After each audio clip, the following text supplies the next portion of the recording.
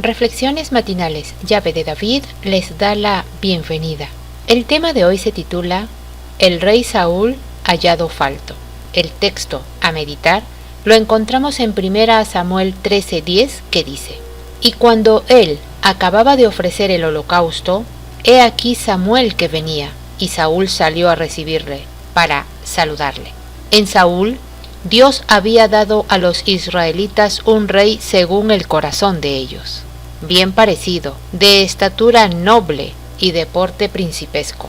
Tenía una apariencia en un todo de acuerdo con el concepto que ellos tenían de la dignidad real. Y su valor personal y su pericia en la dirección de los ejércitos eran las cualidades que ellos consideraban como las mejores calculadas para obtener el respeto y el honor de otras naciones. Les interesaba muy poco que su rey tuviera las cualidades superiores que eran las únicas capaces de habilitarle para gobernar con justicia y equidad. No pidieron un hombre que tuviera verdadera nobleza de carácter y que amara y temiera a Dios. No buscaron el consejo de Dios acerca de las cualidades que su gobernante debía tener para que ellos pudieran conservar su carácter distintivo y santo como pueblo escogido del Señor. No buscaron el camino de Dios, sino el propio. Por lo tanto, Dios les dio un rey como lo querían, uno cuyo carácter reflejaba el de ellos mismos. El corazón de ellos no se sometía a Dios, y su rey tampoco era subyugado por la gracia divina. Bajo el gobierno de este rey, iban a obtener la experiencia necesaria para que pudieran ver su error y volver a ser leales a Dios. Sin embargo, habiendo el Señor encargado a Saúl la responsabilidad del reino, no le abandonó ni le dejó solo. Hizo que su espíritu se posara en Saúl para que le revelara su propia debilidad y su necesidad de la gracia divina. Y si Saúl hubiera fiado en Dios, el Señor habría estado con él. Mientras la voluntad de Saúl fue dominada por la voluntad de Dios, mientras cedió a la disciplina de su espíritu, Dios pudo coronar sus esfuerzos de éxito. Pero cuando Saúl escogió obrar independientemente de Dios, el Señor no pudo ya ser su guía y se vio obligado a hacerle a un lado.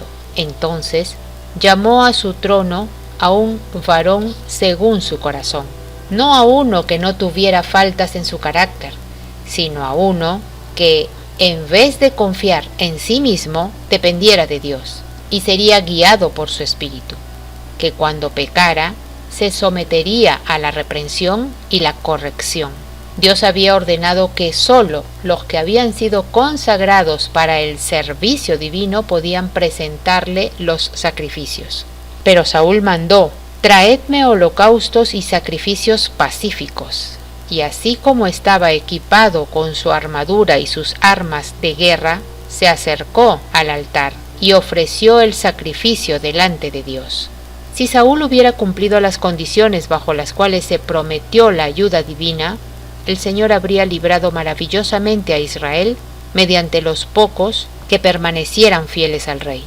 Pero Saúl estaba tan satisfecho de sí mismo y de su obra, que fue al encuentro del profeta como quien merecía alabanza y no desaprobación. Saúl trató de justificar su propia conducta y culpó al profeta en vez de condenarse a sí mismo. Hoy hay muchos que siguen una conducta similar. Como Saúl, están ciegos ante sus errores. Cuando el Eterno quiere corregirlos, reciben el reproche como un insulto y encuentran fallas en el que trae el mensaje divino. Si Saúl hubiese estado ansioso de ver y confesar su error, esta amarga experiencia hubiera sido una salvaguardia para el futuro. Hubiera evitado las faltas que posteriormente atrajeron la reprobación divina. Pero como le parecía que se lo estaba condenando injustamente, con toda seguridad estaría dispuesto a cometer otra vez el mismo pecado. El Señor quiere que su pueblo, bajo todas las circunstancias, manifieste una confianza absoluta en Él. Aunque no podamos siempre comprender las formas de actuar de su providencia, debiéramos esperar con paciencia y humildad hasta que Él vea conveniente aclarárnoslas. La transgresión de Saúl mostró que era indigno de que se le confiaran responsabilidades sagradas. Si hubiera soportado pacientemente la prueba divina, se le hubiera confirmado la corona a él y a su casa. De hecho, precisamente para eso Samuel había venido a Gilgal, pero Saúl había sido pesado en la balanza y hallado falto. Debía ser quitado para dejar el lugar a alguien que considerara como sagrados el honor y la autoridad divinos.